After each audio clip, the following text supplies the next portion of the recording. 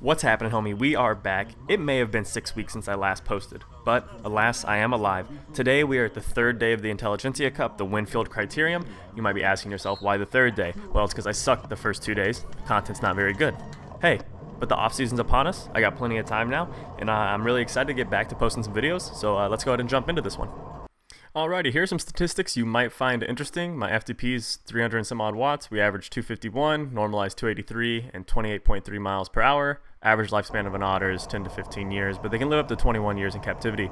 Okay, here we are, second corner of the race, and man, let me tell you, I love courses like this. Courses for horses. I love a big ol' rectangle, not super technical, because those are the kinds of crits that are good for monkey brains like me.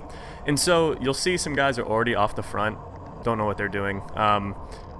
They're gonna get brought back for sure. Pretty sick paint job on the bike to the right of me, but it's a specialized, so can't be team specialized anymore. Nevertheless, it's a fun race. Very, very sharp and snappy. The course is pretty cool. It's a big old rectangle, right? And here is the uphill section of the course. It gets really, really tight here almost every single time, and this left-hander is pretty tight. Guys were overshooting it into the grass, especially in those last few laps.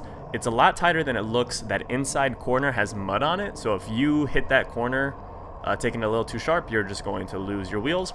You take a pretty ripping downhill into this left-hand turn, and immediately it is like a downhill, maybe minus 2% all the way to the finish. It gets fast quick. First lap, we're already going 31, 32 down this hill, and just trying to get a feel for the race. But that's kind of the first lap. And as we come down the start-finish stretch, you'll see guys flying up the right. Very common on this section of the course.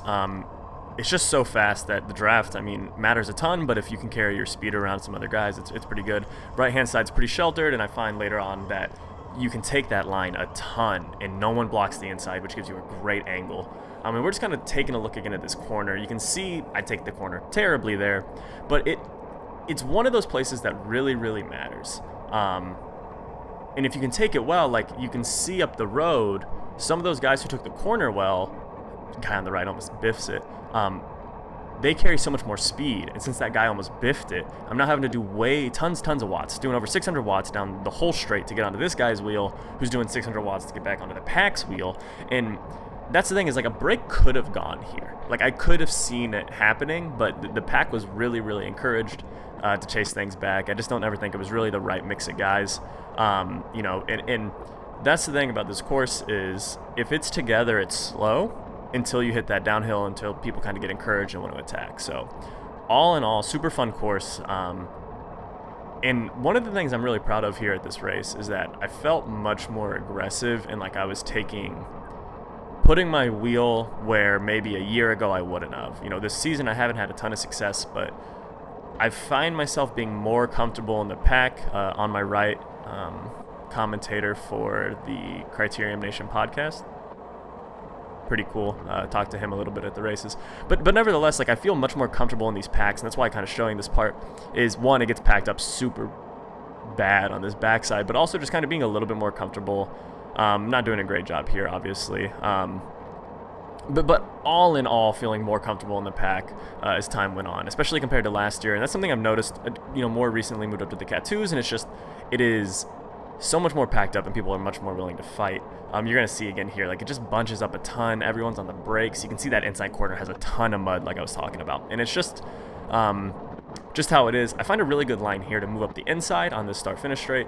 And all in all, this course really did suit me, so I never felt like I was really on the limit.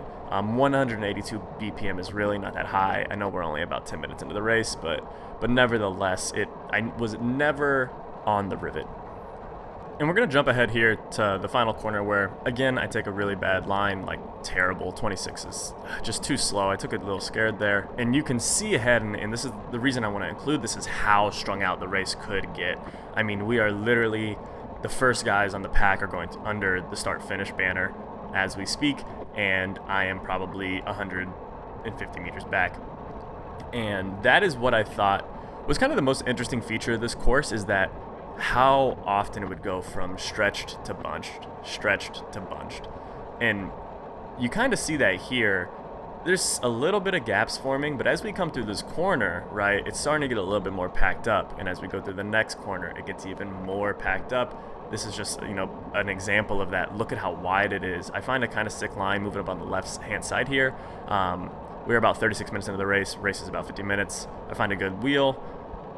Don't jump on it quick enough because I'm silly. But you'll notice that that's how the race was. So I didn't feel like I needed to be at the front due to the fact that it was just going to get stretched, bunched, and that I can make a move late. And that's kind of the strategy after learning the course a little bit that I felt like I was going to take. I only really need to be at the front for the last 3 or 4 laps. And that's kind of the decision that I decided to take. That makes perfect sense. The decision I decided to take. Nevertheless, that was the route I wanted to go. And you'll see here as we jump up ahead a little bit that guys are starting to play chicken. No one really wants to be on the front. Normally we were going down this hill at 35. Now we're only going 28. With a few laps left to race, that was kind of what I was hoping for. And I'm telling myself, like, okay, I need to make my move now. And I would show you that, but my GoPro dies. Luckily, I have footage from my buddy who filmed the finish, so we can kind of go over that.